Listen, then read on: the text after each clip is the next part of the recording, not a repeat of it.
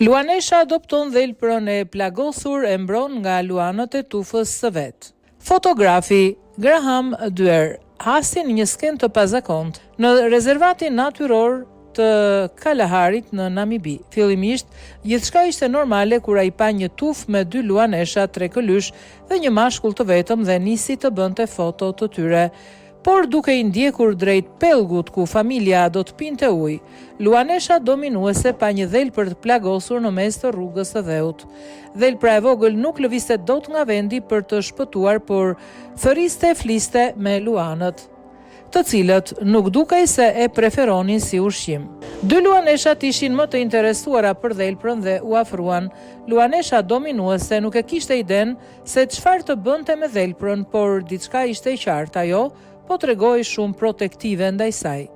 Instikti i nënës dukej se ishte aktivizuar për dhelprën e vogël, teksa luanesha shihet që godet një prej luanëve kur ju afrua dhelprës më shumë se ç'duhej. Kjo shkaktoi një përleshje të vogël mes luanit dhe luaneshës, teksa të dy nisën të ulurinin dhe të lëshonin putrat ndaj njëri tjetrit. Pak më vonë tufa dëgjon një zhurmë që tregonte se mund të kishte ushqim në distancë, kështu që u nisën në atë drejtim. Ndërsa dhelpra e habitur nuk u dëmtua nga episodi, por u laqet në mes të rrugës. Rrjedhimisht, dhelpra arriti të ngrihej dhe të largohej duke çaluar. Dashamirësia e luaneshës ndaj saj duket se lindi thjesht në mënyrën instiktive.